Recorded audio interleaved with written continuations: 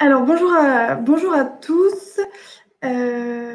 Voilà, tout se passe très bien. Alors, bienvenue à cette table ronde et donc bienvenue aux Journées de l'économie autrement, donc, qui ont lieu cette année évidemment dans des circonstances particulières, mais donc merci d'être présents avec nous.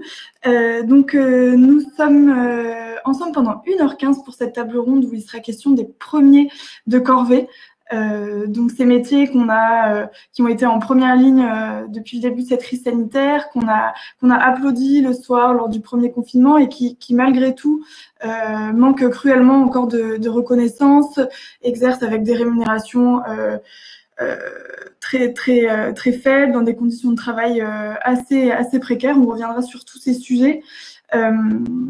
Donc pour comprendre, pour comprendre comment est-ce qu'on a pu arriver à cette situation, et puis surtout, ensuite dans une seconde partie, on va largement esquisser des pistes de solutions pour essayer de remédier à cette situation, parce que c'est bien ça l'essentiel une fois qu'on a posé ce constat. Donc il sera beaucoup question lors de cette table ronde des aides à domicile, hein, qui font partie donc le secteur de l'aide à domicile fait partie du secteur qui a été le plus exposé, mais évidemment, bien sûr, les premiers de corvée, ça ne se limite pas à ce secteur-là. Donc, sera aussi question, plus brièvement, mais des caissières, des éboueurs, etc. Et on verra que chaque branche aussi a des spécificités propres. Donc, parfois, les solutions sont à adapter, évidemment, par branche. Donc avant de plonger dans le vif du sujet, je vous rappelle donc à tous ceux qui nous écoutent que vous pouvez, et êtes tout à fait invités à le faire, poser vos questions donc sur l'onglet questions que vous avez normalement en haut de votre écran à droite. Et donc j'aurai un œil dessus en permanence et j'intégrerai vos questions au fur et à mesure de la discussion. Je les ferai parvenir aux différents intervenants. Donc n'hésitez pas. Et je ne vais pas faire plus longue. Je vais tout de suite transmettre la parole donc, à Jean-François Natton, qui va inaugurer ce tour de table introductif. Voilà. Donc, vous êtes vice-président du CESE, le Conseil économique, social et environnemental. Et vous allez, dans un premier temps, vous focaliser spécifiquement sur les métiers qu'on dit du lien, puisqu'un gros travail est en préparation à ce sujet. Donc, je vous laisse la parole pour 3, 4, 5 minutes max, et sinon je vous ferai des grands signes à travers l'écran. Et il faut activer le micro, par contre votre micro n'est pas activé. Ce sera mieux. Je vais couper le micro. Voilà, c'est mieux comme ça. Donc grand merci déjà de l'invitation et puis saluer l'audace de cette journée globale et de ce débat. Alors, donc, à la question qui a été posée, la première tranchée, premier de corvée, pourquoi les métiers les plus utiles sont si peu reconnus? Donc, à cette question, nous oblige à re-questionner ou à questionner la place et le rôle de chacune et chacun dans notre société. Nous renvoyons à cet équilibre d'injustice qui laisse le bonheur des uns se construire trop souvent sur le malheur des autres. Donc, on ne va pas remonter à l'Antiquité et aux esclaves, au Moyen-Âge et aux serfs, à la classe ouvrière naissante qui a été sacrifiée pour construire les usines. Mais la situation des premières lignes de solitude pour la défense du bien-être de tous doit être analysée.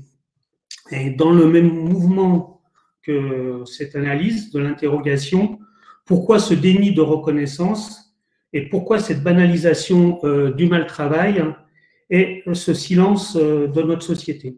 Alors, l'avis du Conseil économique et social qui a été cité précédemment, qui sera voté donc le 9 décembre, qui est en cours d'atterrissage, va, pour ce que l'on nomme les métiers du lien, approfondir les constats, les causes, mais surtout ouvrir des préconisations pour tendre à sortir de ce que beaucoup appellent cette invisibilité. Mais le propos qui m'était demandé cet après-midi, même si dans le débat on reviendra sur les métiers du lien intensément, était de porter un regard sur les oubliés de l'histoire, les banalisés du travail pénible et insalubre, ce qu'on pourrait requalifier ce prolétariat qui s'est révélé dans la saison 1 du confinement. Donc les métiers du soin donnés, bien sûr, mais Rachel Silvera va, comme à chaque fois, magnifiquement illustrer une partie des causes, ou si ce n'est les causes de cette non-reconnaissance. Pourquoi reconnaître des aptitudes dites innées, naturelles, qui ne relèvent pas d'un métier et qui n'ont pas besoin de formation, et donc pourquoi les reconnaître si c'est naturel. Aussi, nous devons concentrer notre analyse sur les situations de travail à partir du travail réel, de la tâche accomplie, de la valeur du métier, car ce sont des vrais métiers. Porter le regard sur le sens et la finalité dans l'œuvre de l'engagement de ces salariés. Donc, pour connaître et reconnaître la beauté de ce qui nous rend la vie meilleure ou moins pire à nous tous. Donc, et pour mesurer l'abîme entre cette utilité, le niveau de revenu et le différentiel d'espérance de vie en bonne santé. Et c'est un des éléments qui fondent une partie, en tout cas moi, de mon engagement, c'est dans la compréhension que ces populations travailleuses ont ce que les démographes ont défini, sont victimes de plus d'années d'incapacité au sein d'une vie plus courte.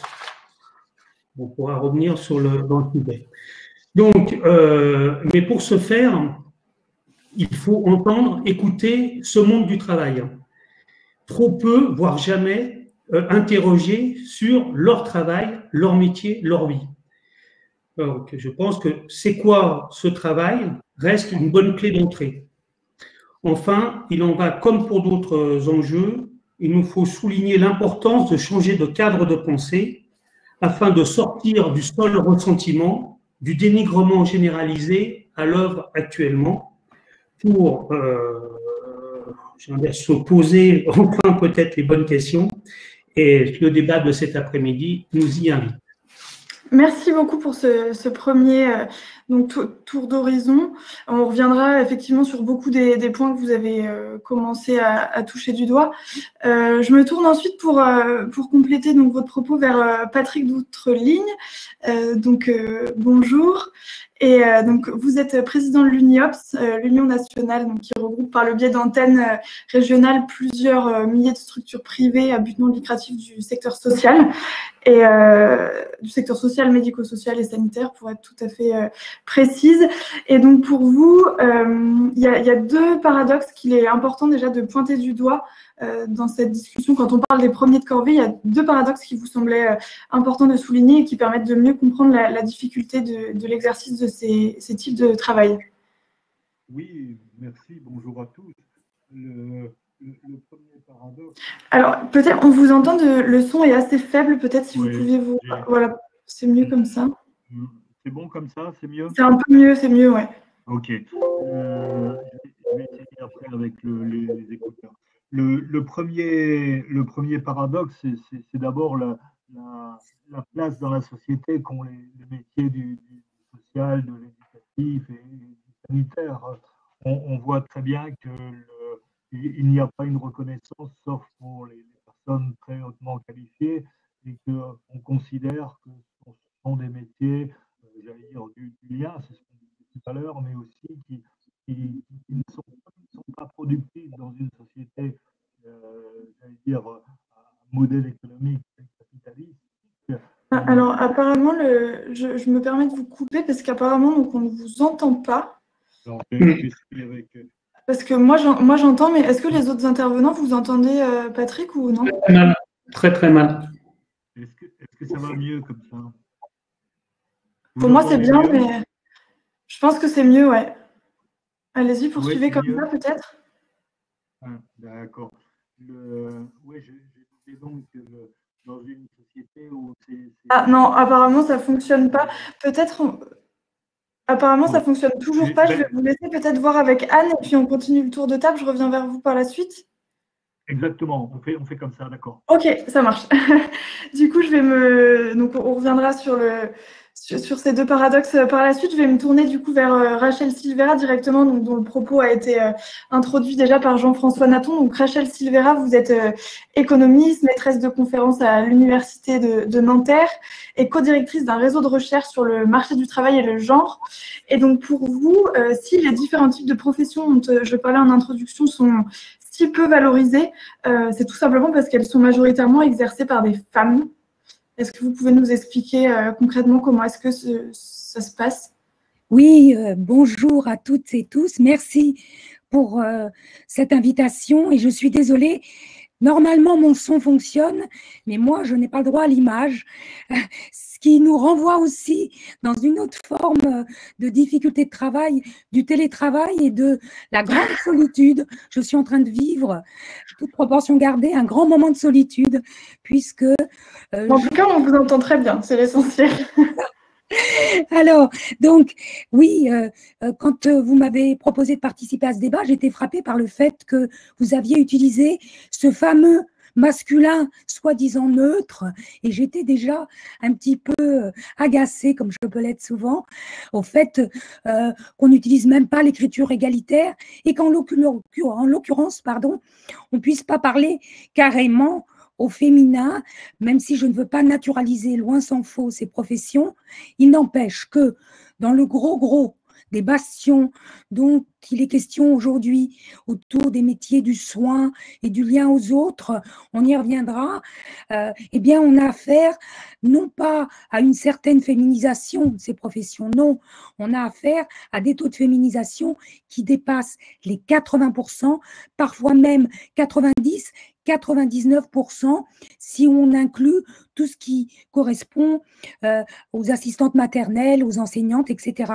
Donc, pour moi, et c'est le propos de mes travaux, il s'agit de montrer que si ces métiers sont à la fois si utiles, si féminisés et pourtant si peu reconnus, si au fond il y a une sorte d'inversion entre la hiérarchie de la valeur de l'utilité sociale de ces professions par rapport à à la hiérarchie des rémunérations, c'est parce que, alors c'est pas la seule explication, mais à mon sens, c'est parce qu'ils sont justement très féminisés et qu'ils s'appuient, comme l'a déjà dit Jean-François Natton, sur le fait que, eh bien, soigner, assister, servir, nourrir, nettoyer, éduquer, eh bien, ce sont des compétences si naturelles quand on est une femme, elles seraient innées dans le juste prolongement de leur activité domestique. Or, je m'inscris en faux avec cette approche et on sera d'accord là-dessus. Il s'agit de vraies professions, mais l'histoire a fait en sorte que parce qu'elle s'appuyait justement sur un prolongement de ces activités, eh bien, on ne les a pas reconnues. L'exemple typique, ce sont les infirmières, un métier qui n'en était pas un, puisque c'était une vocation lorsqu'il s'agissait de faire appel à des nonnes, à des bonnes sœurs. Et lorsqu'on a laïcisé les hôpitaux, figurez-vous que dans les débats parlementaires, se posait la question de savoir s'il fallait ou non rémunérer au-delà du besoin de vie de ces futures infirmières, s'il fallait vraiment les rémunérer et si, partant de là, il n'y aurait pas eu un risque d'en faire un métier de mercenaire. Vous vous rendez compte d'où on vient? L'histoire de ces professions démontre qu'on ne les a pas construites comme on a pu le faire ailleurs, notamment dans l'industrie, grâce aussi au poids, et on y reviendra, de ce qui sera les organisations professionnelles syndicales et ce qui deviendra les négociations collectives. J'ai beaucoup travaillé là-dessus. Je ne veux pas être trop longue dans ce premier temps, on y reviendra, mais il faut mettre la main directement dans la pâte et regarder de près ce qui définit ces professions, les critères, et je pourrais vous démontrer, si vous avez le courage d'attendre la suite, en quoi il y a des valorisations quasiment systématiques sur toutes les dimensions qui composent et qui fait un métier. Et on reviendra dessus, effectivement, dans la deuxième partie du débat.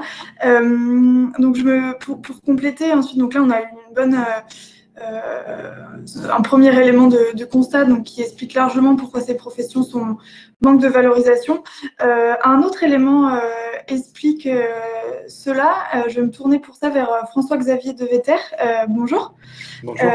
Donc vous êtes professeur de sciences éco à l'Université de Lille.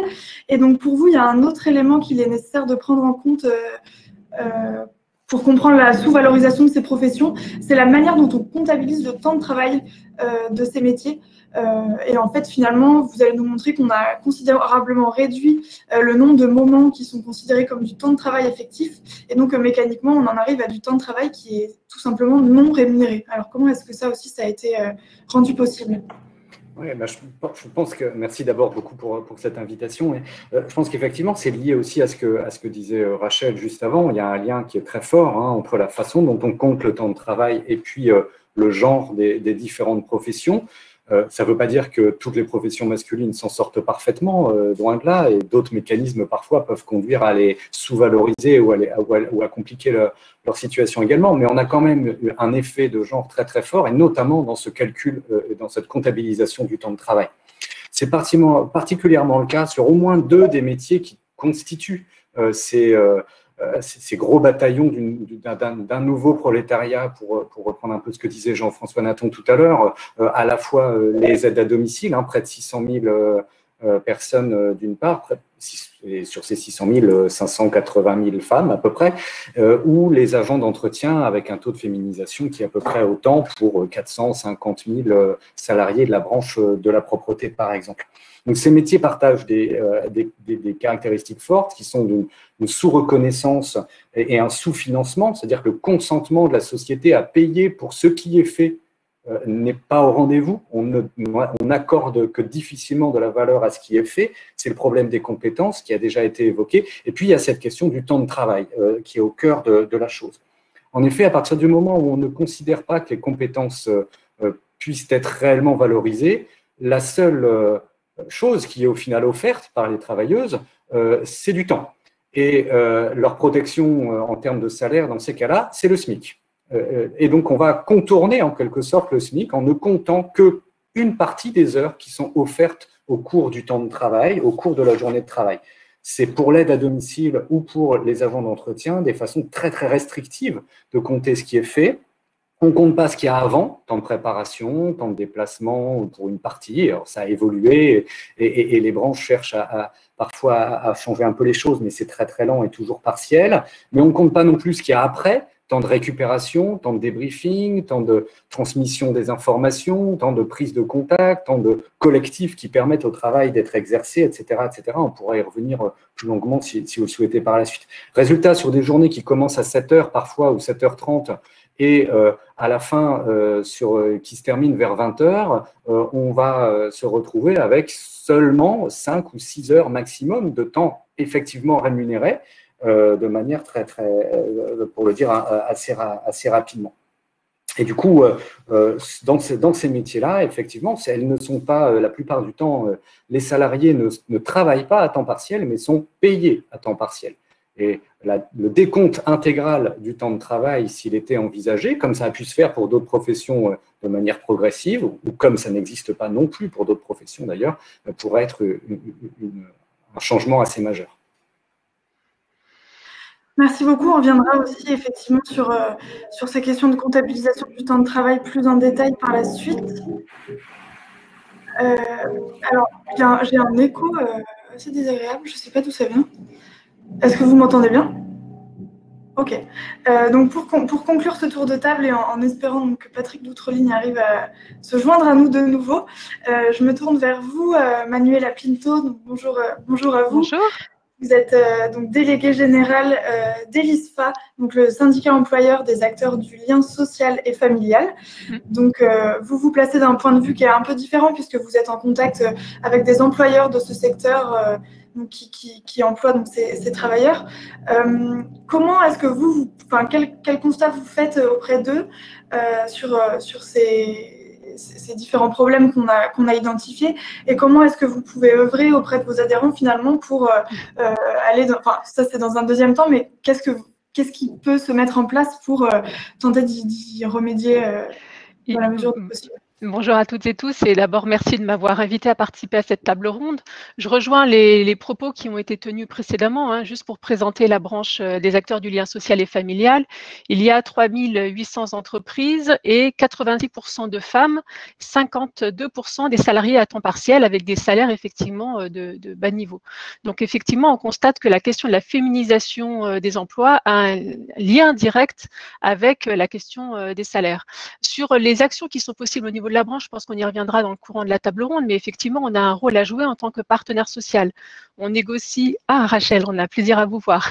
On négocie avec les organisations syndicales de salariés au niveau de la branche la convention collective. Et la convention collective, c'est un outil qui permet de cadrer les relations de travail entre employeurs et salariés. C'est grâce à cette convention collective qu'on peut mettre en place une classification, une politique salariale, une politique de formation, des campagnes de communication qui permettent de valoriser ces métiers.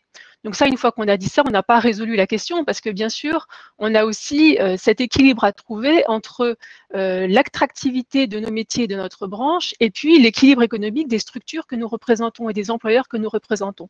Donc il y a toujours des choses à améliorer, bien sûr des choses à faire, et il y a énormément de réflexions sur ces sujets dans les branches, et notamment les branches de l'ESS, puisque nous sommes membres de l'Union des employeurs de l'économie sociale et solidaire. Mais voilà, c'est une équation qui est vraiment pas simple à résoudre.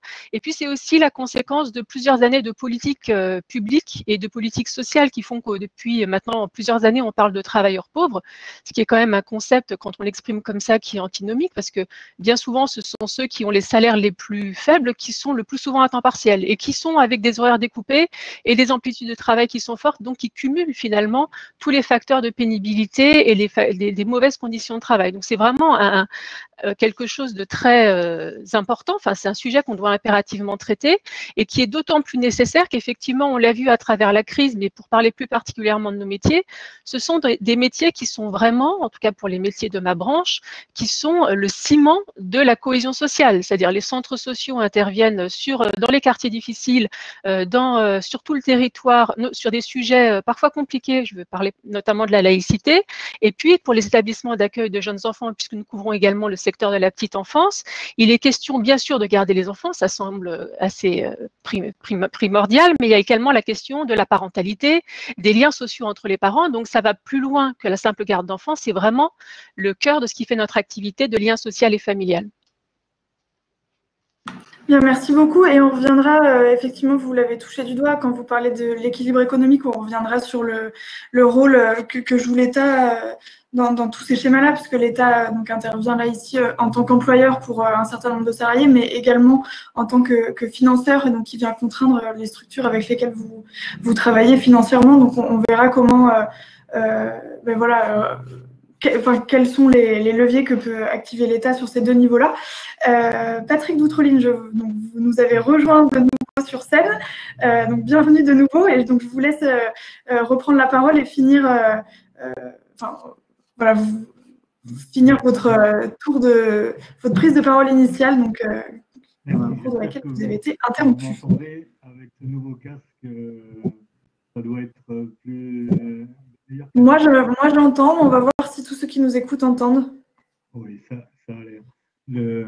Oui, donc excusez-moi encore pour ces problèmes techniques. Oui, j'avais commencé, mais j'ai été conforté par les interventions de François-Xavier, Manuela en particulier, sur les problématiques de la reconnaissance du travail. Visible, je vous coupe à nouveau parce que visiblement les retours du public laissent penser que le son n'est pas meilleur que la première fois. J'ai encore essayé de monter le son, mais je ne sais pas si ça vient du matériel ou du.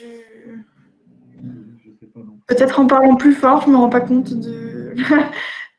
Là, c'est difficile. Je vais essayer de parler le plus fort possible. Ouais.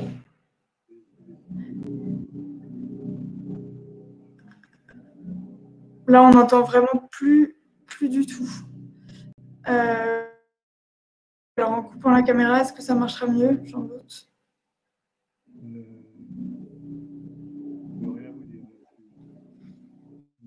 Pourtant, les essais étaient positifs, mais Bon, je vous laisse à la limite revoir avec Anne ce qu'il est possible de faire et puis tant pis, on va continuer en espérant que vous pourrez nous rejoindre à nouveau rapidement.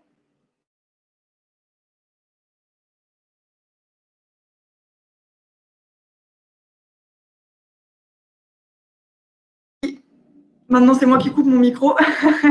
Voilà, très bien. Donc, après ce tour de table introductif, on a mis en évidence plusieurs facteurs donc, qui expliquent la sous-valorisation des différents métiers dont il est question aujourd'hui. Vous avez aussi déjà mis le doigt sur différentes pistes de solutions, mais j'aimerais qu'on rentre un peu plus dans le détail là-dessus. Donc, vous avez chacun du point de vue d'où vous placez des solutions différentes, évidemment, que vous mettez en avant. Donc, alors, il peut être question on a vu avec Rachel Silveira, de reconnaissance de compétences qui sont malheureusement encore trop souvent considérées comme naturelles. On a parlé des conventions collectives. Voilà, est-ce que chacun, peut-être, vous pourriez insister sur une ou deux solutions qui vous paraissent importantes et comment est-ce que concrètement, vraiment, on peut les mettre en œuvre, donc soit via le biais de conventions collectives ou d'autres, mais comment vraiment concrètement tout ça se met en place. Alors, je ne sais pas qui veut prendre la parole, peut-être Rachel, du coup, comme j'ai fait allusion à la question de reconnaissance des compétences. Ok. Alors, moi, j'aurais un programme qui durerait pour toute l'après-midi minimum, si on voulait… Il va falloir être plus rapide. Surtout que ça fait des années qu'on se penche sur ce sujet. La crise Covid n'a fait qu'émerger un débat qui est bien antérieur.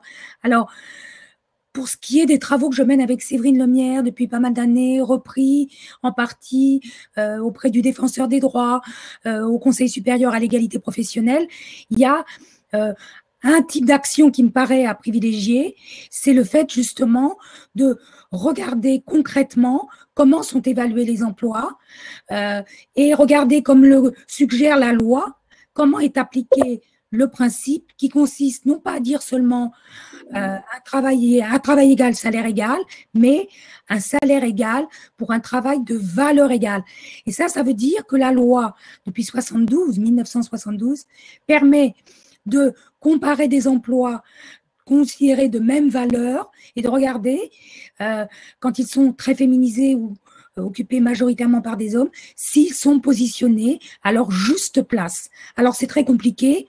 Pour résumer, je dirais qu'on s'intéresse à 4 grands critères et puis je rajouterai 2 autres qui ont été suggérés précédemment dans le débat. 4 critères qui déterminent comment sont positionnées les professions et où on voit à travers eux comment les emplois à prédominance féminine, notamment dans le soin et le lien, ont été dévalorisés. Le premier, c'est le diplôme.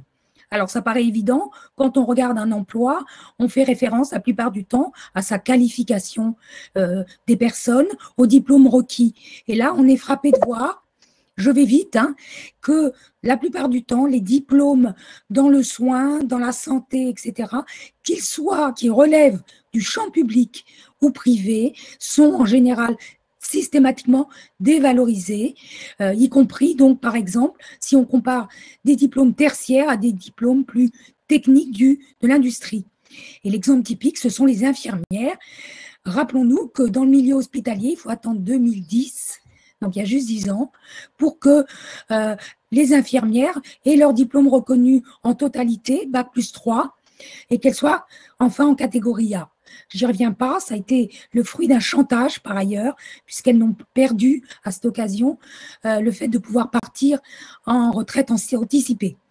Deuxième critère, ce sont les compétences dites techniques justement, qui sont dévalorisées quand on s'intéresse à des emplois de service en général, et ceux dont on parle en particulier.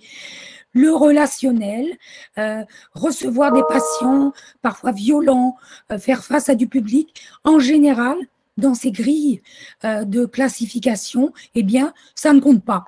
Une caissière, eh bien, une hôtesse de caisse, il n'y a rien dans ce qui relève justement de la relation au client. C'est pourtant le b.a.-ba pour elle. Troisième notion importante, en ce qui concerne les responsabilités, quand on compare entre les types d'emplois, on s'aperçoit là aussi que tout ce qui est responsabilité sur des personnes, de la petite enfance jusqu'au grand, en pensant aux personnes âgées ou aux personnes handicapées dépendantes, eh bien, ça a moins d'importance, ça a moins de poids, voire ça n'en a pas du tout, c'est naturel, comparé à des postes où la responsabilité sur des budgets va être encensée, valorisée, survalorisée, devrais-je dire. Et enfin, les conditions de travail, on l'a déjà un peu évoqué. La pénibilité dans la plupart de ces professions est niée. Porter des corps, lever des corps, quand on est aide à domicile, on ne le voit pas, on le repère juste dans le fait qu'aujourd'hui, on sait que côté maladie professionnelle et accidents du travail, on s'aperçoit qu'on a des améliorations partout, sauf pour les aides à domicile. Et à ces 4 critères, c'est comme ça qu'on repère les emplois. Eh bien, on peut rajouter 2 autres composantes. C'est ce qu'a dit François-Xavier à l'instant, la précarité. La plupart de ces emplois subissent une précarité en termes de temps de travail, de contrat. Et enfin, on constate systématiquement que pour la plupart de ces professions, il n'y a pas de vraie carrière. C'est-à-dire que vous démarrez pour la plupart d'entre eux au SMIC, eh bien, vous allez y rester toute votre vie, même s'il y a une convention collective. Alors, avec le fait incroyable que les conventions collectives, certaines d'entre elles dans l'aide à domicile, démarrent même en dessous du SMIC. Donc déjà, on voit bien comment on a écrasé la probabilité d'avoir une évolution de carrière. Quand on est aide à domicile, c'est quasiment impossible. Les caissières non plus. J'ai regardé de près les classifications dans le commerce. 3 échelons pour une caissière, on va en avoir 5, 6 pour tout ce qui sera emploi de libre service, etc. Donc, vous voyez là, je vous donne juste quelques aperçus un peu concrets, mais il y a à mettre en œuvre, et maintenant on a les outils en France, on peut s'inspirer de ce qui se fait au Québec, notamment où la loi est extrêmement proactive, on a les outils et on ne fait quasiment rien parce que, bien, on va le dire entre nous, il y a un refus du côté du MEDEF et de la plupart des employeurs de mettre en œuvre une telle approche. On va nier totalement l'enjeu d'observer et d'intégrer l'égalité dans l'évaluation des emplois et dans les classifications. Donc voilà, c'est là-dessus que je me bats. Je rajouterai juste qu'il n'y a pas que le privé qui est en cause, et je dirais même plus qu'au Québec ou ailleurs, lorsque ce type de méthode a été mise en œuvre, on a commencé par la fonction publique, l'État, en tant qu'employeur, donnant l'exemple. En France, moi qui m'intéresse aux politiques d'égalité, comme ça je renvoie tout le monde dos à dos, on s'aperçoit que l'État applique les lois en ce qui concerne son rôle d'employeur après coup. Et donc, on va attendre 10 ans, encore 20 ans, voire davantage pour appliquer cela, y compris donc, dans l'emploi public. Merci beaucoup. Je me tourne peut-être pour enchaîner vers Jean-François Nathan. Qu'est-ce que vous ajouteriez, vous, comme piste de solution? Oui, comme j'avais dit que l'intervention de Rachel serait voilà, toujours brillant. Non, enfin moi j'avais centré mon propos aussi sur ce qui dans mon activité, ce que j'ai eu à voir. En fait, on ne parle jamais du travail, je vais dire, de ses salariés. Et quand j'ai eu cette expression, c'est quoi ce travail? C'est comment, je vais dire, on révèle en fait à la société tout entière. La crise a été un électrochoc. Alors, de cet électrochoc, qu'est-ce qu'on en fait? Et c'est à cet instant que se pose la question de changer de cadre de pensée et de mobiliser, parce que partout, ce qui va nous être envoyé, c'est avec quels moyens on va mieux reconnaître ces métiers, et notamment les métiers du soin et les métiers du lien, qui sont assis sur des financements, je veux dire, la plupart du temps, de la sécurité sociale, donc de l'univers des cotisations sociales. Et donc, comme on nous vend depuis bientôt 40 ans qu'il faut baisser les charges, qu'il n'y a pas d'argent pour payer ces métiers. Et voilà, donc il faut casser, je veux dire, cette idéologie, je veux dire, du toujours moins pour mettre du toujours plus. Et donc, il nous faut, oui, mobiliser les sommes nécessaires pour reconnaître à leur juste investissement, leur engagement et leur place, je veux dire, de l'ensemble de ces métiers. Mais quand on parle des métiers du maire, c'est pour ça qu'il faut élargir un peu le propos pour ne pas, je veux dire, avoir un regard beaucoup plus je veux dire, il y a quand même toute une catégorie de notre société. On a dit que la classe ouvrière avait disparu, qu'il n'y avait plus, on était tous, voilà, on était tous dans le bonheur, voilà, on était tous chez nous en train dans notre cuisine en train de télétravailler. C'est absolument, je veux dire, la crise nous révèle aussi une toute autre société. Et donc, il y a des millions des milliers et des millions de travailleuses et de travailleurs qui exercent des fonctions sous-payées, mal reconnues, dans des conditions de travail, je veux dire, très pénibles. Et tout à l'heure, j'ai employé un dessin parce que ça ne fait jamais de débat dans notre société. C'est les inégalités d'espérance de vie. C'est quand même des populations dont on sait qu'elles vont, ce qu'on appelle mourir prématurément. Et ça, c'est juste impossible, je veux dire, à concevoir, sauf qu'on a tellement banalisé la chose qu'on va trouver naturel que les catégories sociales, puissent mourir, disons, prématurément avant les autres. Et ça, c'est une des plus grandes injustices qui est un des éléments de la crise démocratique dans laquelle nous sommes. Et comme actuellement, quand même, se pose un grand débat sur quelle république, quelle démocratie, je pense que s'attaquer aussi à ces causes-là sont un élément aussi de sursaut, je veux dire, pour notre société tout entière. Merci beaucoup.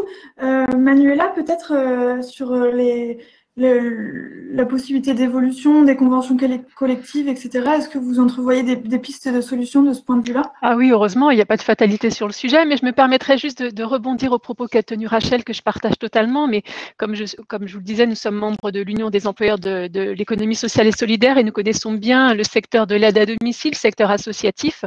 Et juste pour dire que dans le secteur associatif, il y a eu notamment un accord de branche qui a été signé très récemment, je crois l'année dernière, pour revaloriser les salaires, puisqu'effectivement, aujourd'hui, les salariés sont payés pour plus de la moitié au SMIC, mais que cet avenant, qui donc a été signé par la grande majorité des partenaires sociaux de la branche, ne peut pas entrer en vigueur sans l'accord du ministère des Affaires sociales. Donc voilà, la volonté des partenaires sociaux est là, l'accord il est signé, il est sur la table depuis plusieurs mois, mais sans agrément du ministère des Affaires sociales et donc sans financement finalement dédié à l'entrée en vigueur de cet accord, il n'y a pas d'accord possible. Donc c'était juste pour une précision, hein, ça ne remet pas en cause ce que vous dites, mais c'est juste pour dire que malgré tout sur le secteur associatif de l'aide à domicile que je connais quand même très bien, il y a une vraie volonté de valoriser ces métiers. Oui, heureusement, on a plusieurs outils. Alors, c'est une question, en fait, qui est pas si simple en termes de négociation quand on est un syndicat employeur ou un syndicat de salariés au niveau d'une branche, parce que souvent, on part d'un constat partagé et on partage les constats donc, de revalorisation, notamment des bas salaires. Après, se pose la question de qu'est-ce qu'on veut rémunérer. Et là, parfois, on n'est pas tous d'accord. Est-ce qu'on veut rémunérer d'abord le niveau de formation? Est-ce qu'on veut rémunérer le niveau de formation et ou les compétences? Comment est-ce qu'on évalue les compétences? Comment est-ce qu'on forme le manager intermédiaire aux compétences? Et puis, quand on parle de valorisation des diplômes, on considère qu'on va valoriser plus quelqu'un qui a un diplôme d'un niveau supérieur, ce qui peut sembler logique. Mais à la fois, à quoi tient cette valorisation? À l'expertise, à la responsabilité souvent, mais de quelle responsabilité parle-t-on? Et quelle est l'équivalence qu'on peut faire entre une responsabilité d'un manager qui doit diriger une équipe de 30 à 50 personnes et la responsabilité d'un salarié qui intervient directement auprès d'un public dans des situations parfois compliquées? Donc c'est aussi très culturel cette question de la rémunération qui passe d'abord par le prisme du niveau de formation. Donc c'est un sujet qu'on ne va pas pouvoir traiter comme ça rapidement parce que je suis comme Rachel, hein, je pense qu'il nous faudrait l'après-midi pour aborder l'ensemble de ces sujets, mais malgré tout, c'est par le système de classification qu'on peut trouver des modalités de revaloriser les niveaux de rémunération les plus bas sans écraser complètement les grilles non plus, parce qu'on est sur un marché du travail concurrentiel et on a autant de mal à recruter des salariés de faible niveau de qualification que de recruter des cadres. Donc plus on écrase les grilles, plus on va avoir également une population de cadres qui va être moins bien payée par rapport au marché du travail et aussi des difficultés de recrutement sur ce plan-là. Donc c'est vraiment quelque chose qui doit être extrêmement réfléchi. Sur la politique salariale, la difficulté qu'on a souvent, c'est la question du SMIC. Alors, c'est une très bonne chose parce que ça oblige les partenaires sociaux à enclencher une négociation salariale. Quand on est sur des branches comme les nôtres, on a des salaires qui sont malgré tout proches du SMIC. Donc, ça nous oblige à renégocier, mais ce n'est pas satisfaisant. Si la négociation salariale s'arrête à un ajustement par rapport au SMIC, c'est quand même peu satisfaisant pour les partenaires sociaux. Et puis, le SMIC, il augmente quand même malgré tout assez vite. Et souvent, les salariés qui ont les salaires les plus faibles, ce sont ceux qui sont les plus nombreux dans les branches. Et donc, l'impact sur la masse salariale des structures, dès lors qu'on touche à ces bas salaires, va être le plus important. Donc, on a cet équilibre à trouver entre valoriser les plus bas salaires parce qu'on est convaincu de l'utilité sociale des salariés qui sont en contact directement avec les publics et à la fois ne pas entraîner la destruction d'emplois parce que si on fait exploser la masse salariale de nos structures, demain, les structures vont fermer les unes après les autres. Un élément qui est extrêmement important et là-dessus, on est effectivement très attaché également à ça dans notre branche puisqu'on a un taux de formation qui est plus de 2 fois supérieur au taux légal, c'est la formation professionnelle.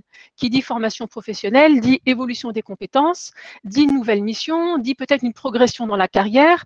Et nous, notre objectif en tant qu'employeur au niveau de la branche, c'est de permettre à chaque salarié, et d'ailleurs on a ouvert une négociation salariale pas plus tard qu'hier, c'est de permettre à chaque salarié, quel que soit l'endroit où il se trouve dans sa carrière, d'avoir une vision de progression, d'avoir une marche à franchir, que ça soit en termes d'évolution, de changement d'emploi, ou alors de rester dans son emploi, mais d'avoir des nouvelles missions, de tutorat, d'accompagnement d'autres salariés, des spécialisations sur tel type d'activité.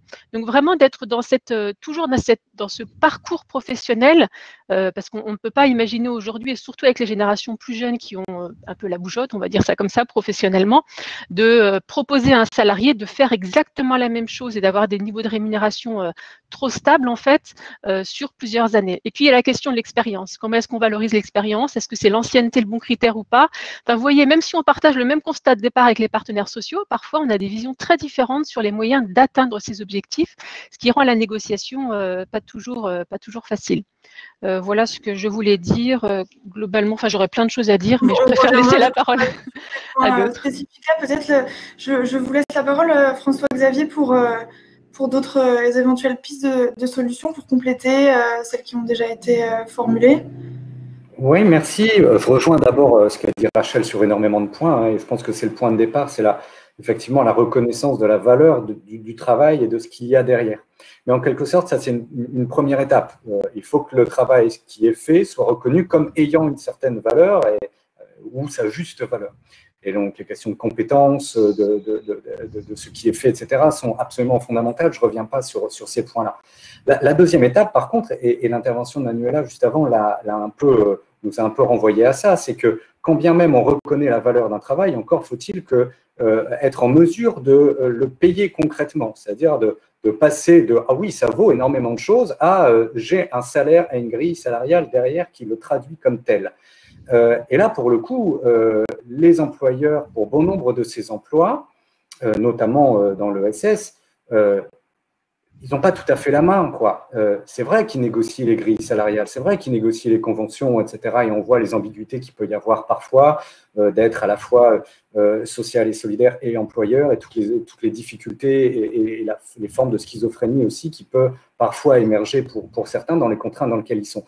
Parce qu'il faut quand même bien se rappeler que pour la grande majorité de ces emplois, si on reste notamment sur l'aide à domicile, mais on pourrait aussi aller voir les assistants maternels, par exemple, ou les animateurs socioculturels, etc., leur financement relève pour une grosse partie de financement public, soit de financement direct, pour l'aide à domicile via l'allocation personnalisée d'autonomie, par exemple, soit de financement indirect via les multiples allègements en tout genre qui sont proposés, via les exonérations sociales, les exonérations fiscales, via également les primes d'activité qui au final est le seul moyen par lequel on a pu valoriser ou améliorer ou éviter que bon nombre de ces salariés tombent dans une pauvreté encore pire. Donc au final, c'est selon les métiers, de 50 à 80, 90% de la somme qui leur revient en fin de mois qui dépend de fonds publics. Donc, c'est dans cette fixation des dépenses publiques aussi qu'il y a quelque chose qui est fondamental. Et pour le coup, sans vouloir être trop long, je dirais il y a deux voies possibles. Il y a l'immédiat, en quelque sorte, le relativement facile dans le cadre actuel, et puis il y a le un peu plus compliqué. Dans l'immédiat, si on reste sur l'aide à domicile, le plus simple à concevoir, je pense, à ce niveau-là, c'est le tarif APA. On est sur une situation complètement folle où la même institution, la CNSA en l'occurrence, la Caisse nationale de solidarité et d'autonomie, nous dit une heure d'aide à domicile, il y a 4-5 ans, valait 25 € de l'heure. Et le tarif que l'on envisage comme tarif socle national dans la future loi grand âge qui arrivera dans 3 mois, et c'est un 3 mois glissant, c'est dans 3 mois, dans 3 mois, tous les jours, dans 3 mois, était aux alentours de 21 €. Les 4 €, qui est-ce qui les paye? Les 4 €, c'est en grande partie les aides à domicile elles-mêmes qui le payent par leur douleur de dos, leur absence de transport payé, leurs difficultés de fin de mois, etc., etc. Et les employeurs, entre les deux, ils peuvent faire ce qu'ils veulent, hein, mais ils sont un peu coincés entre ces deux sommes-là, et c'est bien à eux, ils n'ont pas tout à fait la main. L'autre solution, donc la revalorisation de l'APA à ce niveau-là, c'est, donc aujourd'hui, ce ne serait pas 25, mais plutôt 27, 28 probablement pour que ce soit faisable selon les calculs qu'on a pu mener. C'est en gros 3 milliards d'euros. 3 milliards d'euros, c'est une somme absolument conséquente, évidemment, mais c'est 3 milliards d'euros pour à peu près 500 à 600 000 salariés. Donc déjà, c'est pas non plus un détail. C'est aussi des 3 milliards d'euros qui peuvent être trouvés par ailleurs, quand notamment on les compare aux sommes qui sont attribuées en exonération socio-fiscale pour les emplois liés au chèque emploi service, par exemple, ou ces choses-là, puisque c'est à peu près les mêmes sommes pour donner un exemple. L'autre solution, et je finirai là-dessus, c'est au-delà de la revalorisation horaire par ce tarif APA, c'est de dépasser ce cadre horaire et de trouver des modes de financement des services d'aide à domicile, mais au-delà de l'ensemble de ces services, qui soient autrement calculés qu'à l'heure, qu'à la minute même, parfois, ou en tout cas à des durées plus courtes, c'est-à-dire d'intégrer réellement la prise en charge de personnes dans des ensembles de services plus larges qui permettraient d'intégrer des temps collectifs, etc., etc. Je ne voudrais pas être trop long, je m'arrête là pour le moment. Merci beaucoup. Patrick Doutreline, je vais essayer de vous redonner la parole pour vous aussi contribuer à ce tour de table des solutions envisageables pour mieux valoriser les métiers des premiers de corvée. Alors, on va voir si on vous entend mieux. J'espère. Normalement, les problèmes sont réglés. Ouais, ça a l'air mieux. Bon, mais tant mieux. Écoutez, les solutions, elles vont être extrêmement compliquées parce qu'il y a un problème d'idéologie politique en face de cette question. L'idéologie politique, c'est évidemment, et elle se croise avec plusieurs interférences, c'est que les métiers du social, comme c'est pas des métiers, c'est ce que je disais tout à l'heure, sont pas des métiers productifs, c'est quelque chose qui n'est pas valorisé la plupart du temps, sauf à un niveau de qualification et intellectuel qui serait suffisant. C'est l'écart entre les médecins et les aides-soignantes, par exemple, dans le milieu hospitalier. Le deuxième croisement, c'est que si vous êtes autour du SMIC avec des métiers qui demandent une faible qualification, il y a deux difficultés majeures, c'est que les minima sociaux qui sont en dessous, l'État les a bloqués depuis quelque temps pour justement garder un écart, et d'ailleurs qui est en train de se creuser, entre les gens qui vivent de minima sociaux et les gens qui travaillent. C'est tout l'idée de la valorisation du travail et tout le discours politique exécrable sur l'assistanat, la confusion entre l'assistance et l'assistanat, évidemment, que certains partis politiques et certaines personnalités jusqu'au plus haut sommet de l'État entretiennent régulièrement. Donc ça, c'est extrêmement gênant. Le troisième paradoxe, mais ça, je l'ai entendu de la part de Rachel ou de Manuela, c'est que vous n'êtes même pas encouragé, en théorie, à vous qualifier. Parce que si vous vous qualifiez, j'allais dire, l'objectif, ce serait que de revaloriser votre salaire. Or, dans beaucoup de métiers, vous pouvez vous qualifier dans l'aide à domicile ou dans aide-soignante, vous pouvez vous qualifier un petit peu mieux, mais si vous sautez pas d'une étape ou si les financements publics ne suivent pas, ça ne marche pas. Donc, on prône par exemple la qualification des personnes d'aide à domicile, mais au bout du compte, même avec une qualification en termes de relationnel, en termes d'application et de soins, il y a 9 chances sur 10 qui ne trouvent pas d'emploi avec cette nouvelle qualification. Et comme les pouvoirs publics ne valorisent pas, ne reconnaissent pas ces qualifications, on est dans un débat. Je pense que, par exemple, ce qui est quand même scandaleux, c'est qu'il y a des gens qui sont encore en dessous du SMIC en faisant plus de 35 ou de 39 heures par mois. Et ça, même les syndicats ne le mettent pas en avant. Moi, quand j'ai annoncé ça à des leaders syndicaux, ils ne me croyaient pas en disant c'est pas possible qu'on soit en dessous du SMIC. Eh bien si, vous venez dans l'aide à domicile et vous avez des gens qui sont en dessous du SMIC. En plus, je reviens pas sur ce que Jean-François ou Rachel ont dit, c'est-à-dire une méthode de calcul des horaires qui est scandaleuse. Enfin, je veux dire, quand vous pensez que entre deux personnes visitées, le temps de transport est parfois absolument pas compté et que ça peut durer un quart d'heure, une demi-heure, 3/4 d'heure, c'est vraiment absolument scandaleux. Donc voilà, je veux pas être désespérant, mais je pense que le fait que ce soit une idéologie politique, le fait que les syndicats n'aient pas bien mesuré, le fait aussi que tout le monde considère que c'est des gens, j'allais dire, comme ils n'ont peu de qualifications, qui sont corvéables à merci, on a tous les facteurs réunis pour que ça ne bouge pas. Il faut des crises comme la Covid pour que ça bouge. Pour les aides-soignantes, en milieu hospitalier, ça s'est fait sous la pression populaire. En EHPAD, il a fallu que les associations montent au créneau parce que sinon, ça leur était pas du tout accordé du tout. Et maintenant, on continue avec les autres types de professions. Mais si vous vous mettez juste à côté, c'est-à-dire vous faites un pas de côté et vous regardez les éducateurs qui ont Bac+3 et qui démarrent à 1 200 € par mois. Comment voulez-vous que vous avez une aide-soignante qui est au SMIC ou un petit peu en dessous, qui peut se qualifier, qui peut faire une formation de JE ou d'éducateur et son summum, ça va être de monter de 200 € ou de 160 €. Donc c'est même pas avec Bac+3, c'est même pas un encouragement. Donc il y a une vraie problématique des problèmes du social qu'on n'a pas dans les pays du Nord, qu'on n'a pas au Québec. Rachel l'évoquait à juste titre.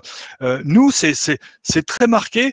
Et c'est malheureusement depuis longtemps, c'est-à-dire que c'est quelque chose qui a perduré avec des rattrapages à certains gouvernements, mais des rattrapages minimes parce que le mouvement est très faible parce que ça entraîne ce que disait François-Xavier à juste titre, le fait que ce soit les 2/3 des pouvoirs publics, des financements publics qui financent ce type de métier-là, eh bien tout le monde serre les cordons de la bourse et tant qu'on mettra pas quelles sont les valeurs que nous voulons défendre, quels sont les obstacles que nous voulons surmonter, quelles sont les priorités qu'on se donne, on va rester dans un climat absolument délétère.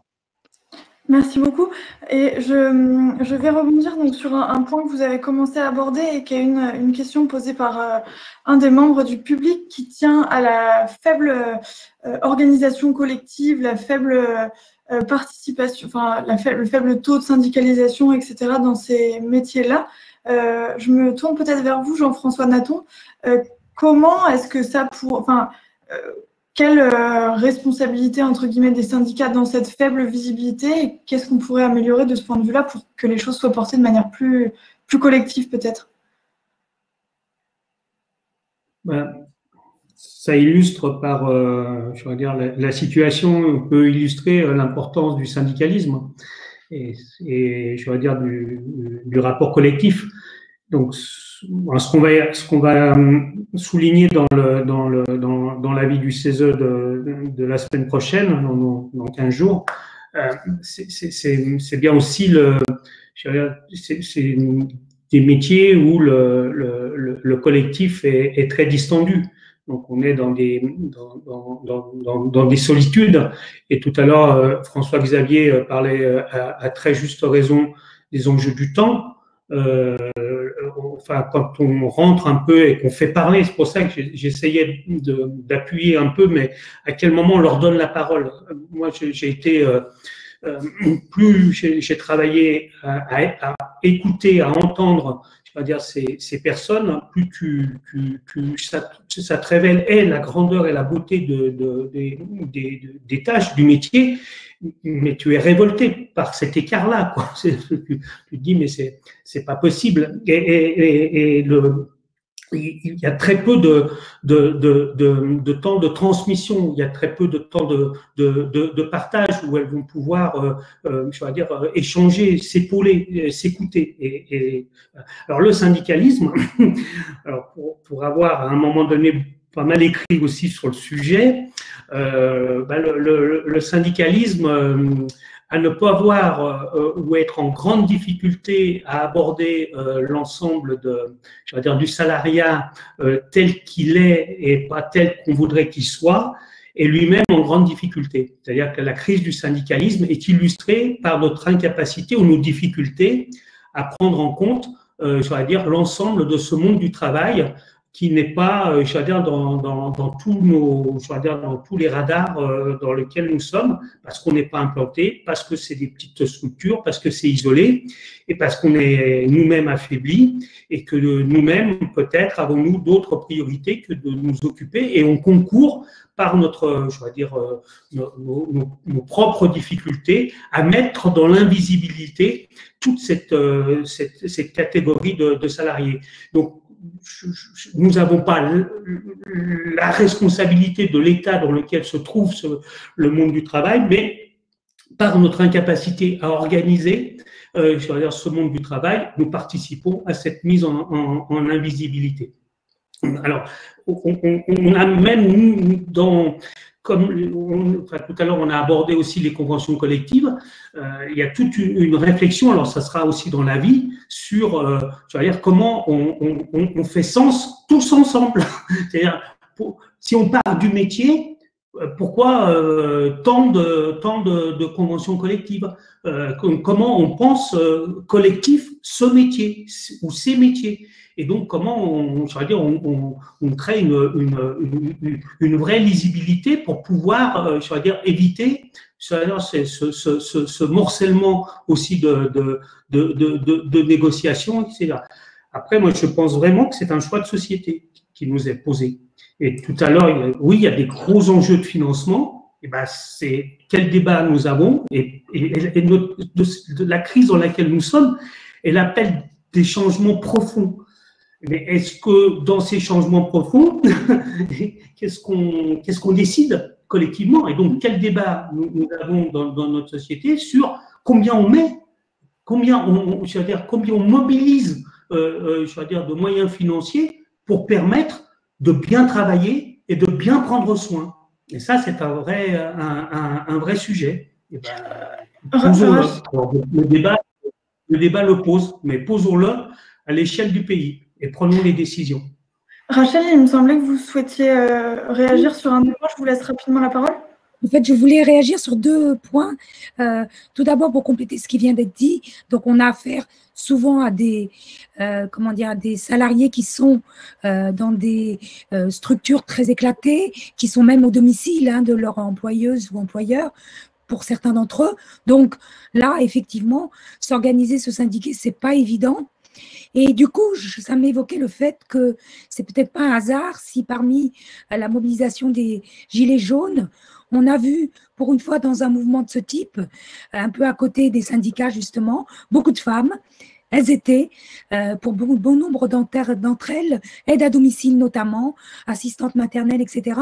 Et donc là, j'ai envie de dire que ça ne veut pas dire que pour autant les questions de mobilisation, grâce aussi aux réseaux sociaux, ne sont pas closes. Peut-être qu'il faut réinventer aussi d'autres formes. En tout cas, les organisations syndicales ont tout à voir avec cette question. Et puis l'autre commentaire que je voulais faire par rapport aux discussions antérieures, par rapport à ce qu'a dit Manuela notamment, c'est que pour moi, c'est un peu raide ce que je vais dire, mais il n'y a pas d'emploi peu qualifié ou pas qualifié.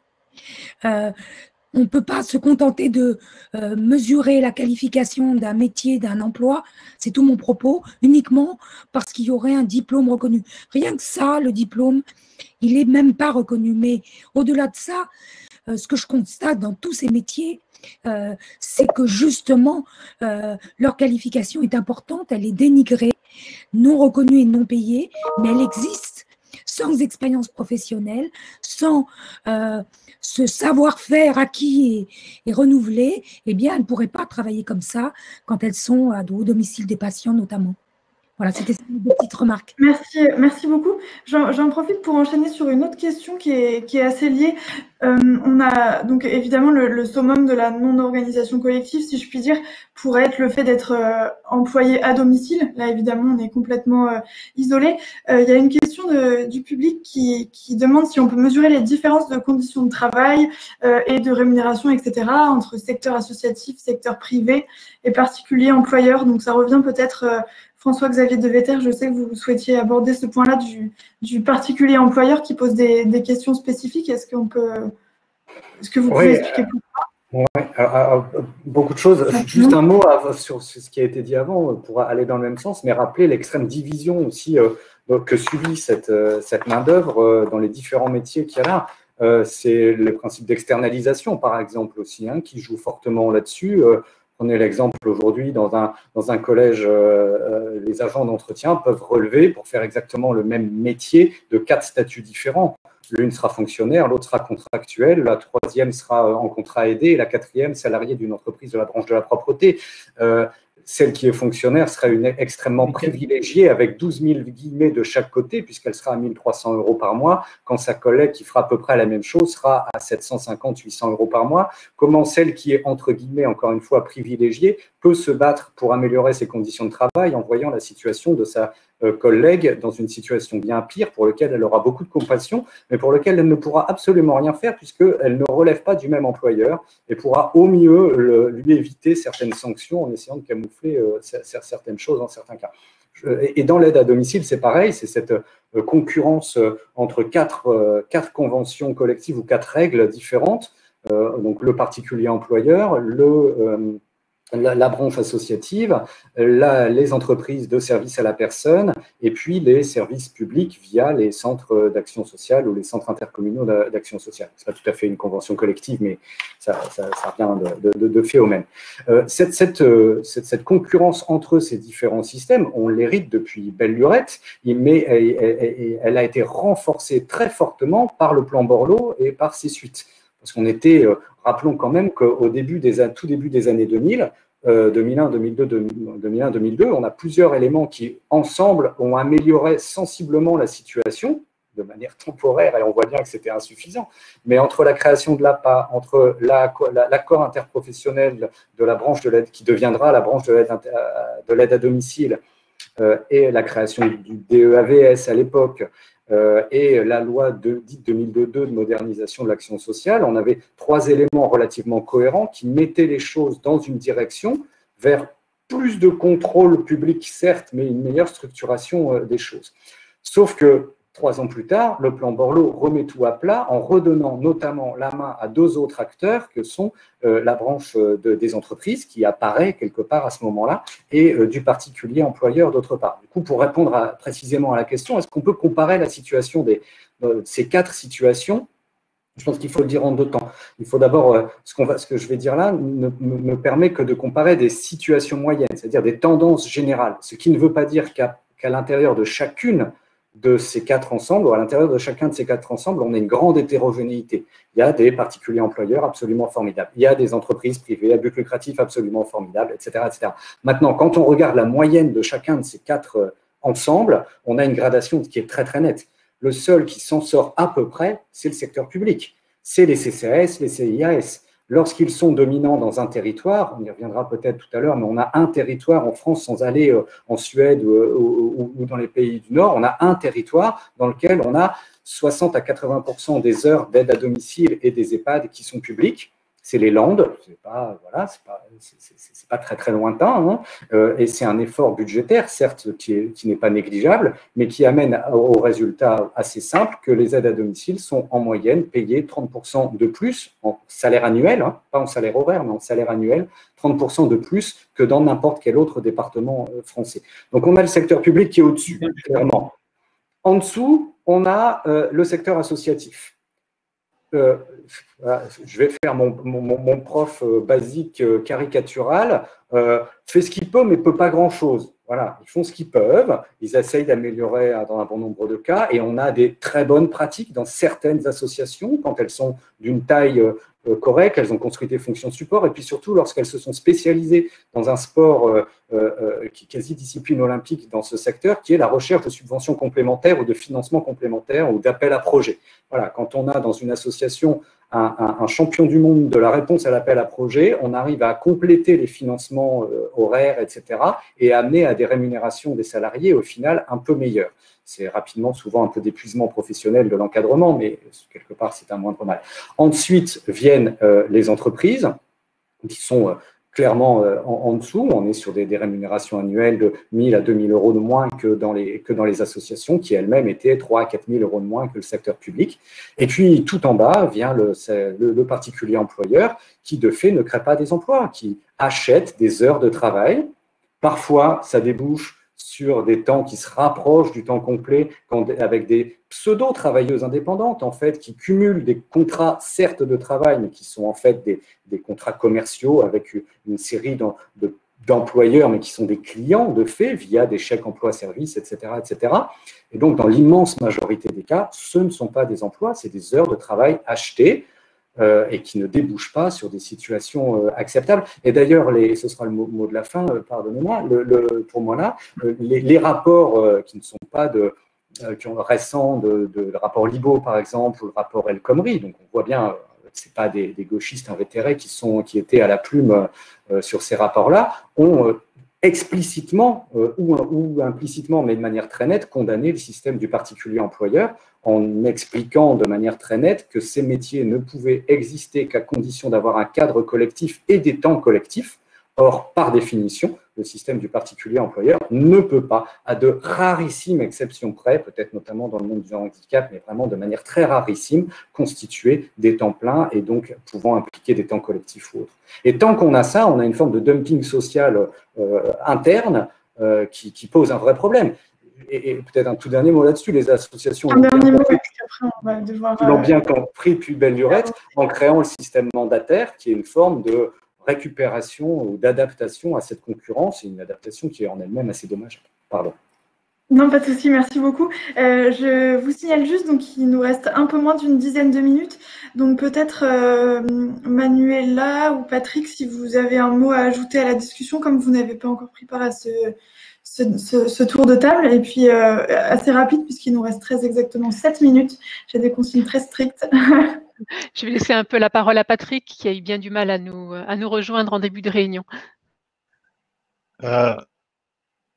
Merci.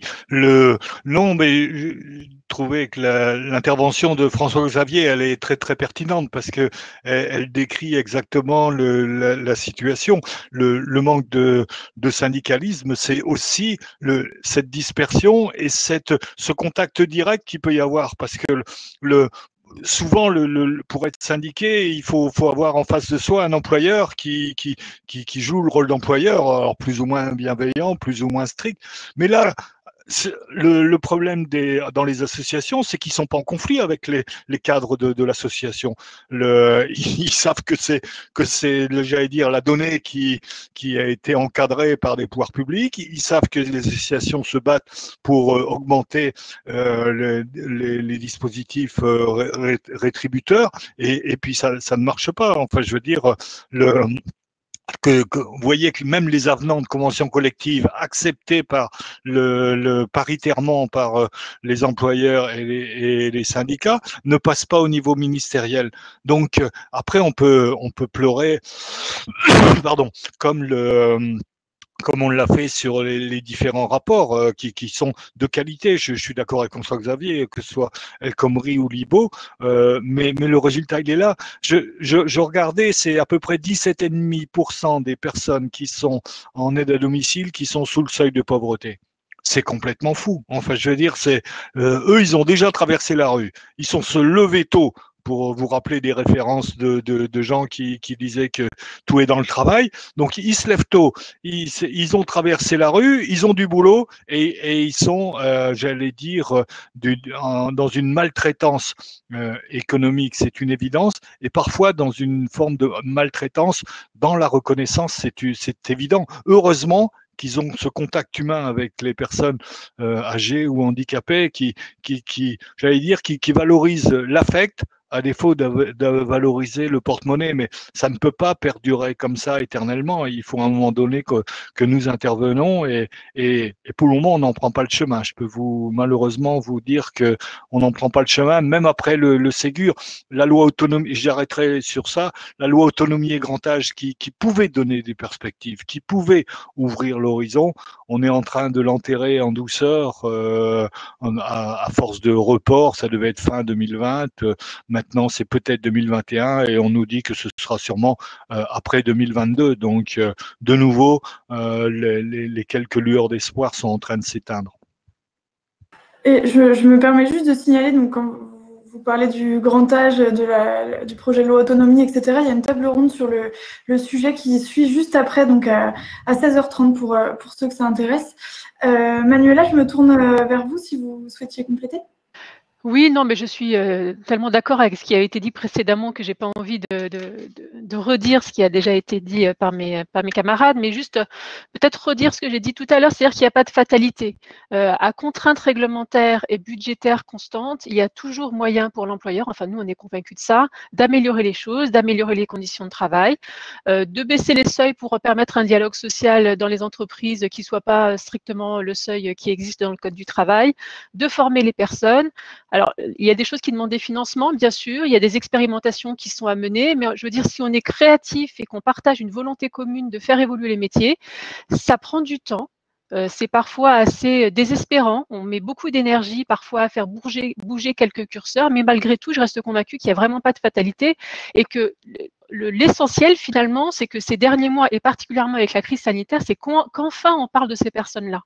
Et bien sûr qu'on ne va pas sortir de l'invisibilité du jour au lendemain, mais malgré tout, j'ai espoir que enfin ces métiers-là soient sous le feu des rampes, hein, pour dire les choses de façon un peu triviale, mais qu'on parle de ces métiers-là qui sont vraiment, on l'a vu, hein, essentiels à la cohésion sociale et à la santé de nos concitoyens. Donc voilà, si on peut tirer des bénéfices de la crise, parce qu'il y en a quand même malgré tout, c'est cet aspect-là, parce que ça fait quand même des années, je vous ai entendu beaucoup parler de l'aide à domicile, les rapports, il y en a, moi c'était la branche dans laquelle j'ai travaillé précédemment, des rapports, il y en a eu à l'appel, des annonces, la loi grand âge, on l'annonce depuis plusieurs années également. Il est temps de passer à l'action, finalement, sur ces sujets-là. Alors, est-ce que pour le mot de la fin, Jean-François Naton, François Xavier ou Rachel, est-ce que vous avez un… Il y a une coupure de son, là. Je laisse Rachel. Allez-y. Et il nous reste 2 minutes, donc ce sera le mot de la fin, si vous avez quelque chose à ajouter. Sinon, il y avait une dernière question peut-être du public. Alors, il y a beaucoup de questions malheureusement qu'on n'a pas eu le temps de traiter. Plusieurs sur la pertinence pour ces travailleurs d'avoir des réductions de temps de travail à salaire constant. La pertinence d'une réduction de temps de travail. Qu'est-ce que vous en pensez? Peut-être François Xavier pour le mot de la fin. Oui, je pense que c'est, encore une fois, je reviens à ce que je disais tout à l'heure, c'est sur le mode de calcul du temps de travail. C'est-à-dire que c'est le temps plein dans ces métiers-là, comme dans beaucoup d'autres. Et voilà, Rachel et moi, on sait très bien que notre temps plein, ce n'est pas le temps que l'on passe face aux étudiants. C'est une partie de notre temps de travail, mais que pour calculer l'ensemble de notre temps de travail, on a toute une série de mécanismes, de calcul, d'équivalence, etc., qui se construisent dans des rapports de force et dans des reconnaissances sociales progressives. Pour les aides à domicile, on en est à 0 ou presque à ce niveau-là, mais comme pour beaucoup des métiers dont on a parlé, on ne compte que le moment où il y a l'action directe, le moment d'action, le moment qui est engagé précisément. Si chacun d'entre nous n'étions payés qu'au moment où notre corps se mettait en route de manière spécifique pour faire l'acte productif le plus étroit du monde, vu de la manière la plus étroite, notre temps de travail serait vraiment pas grand-chose.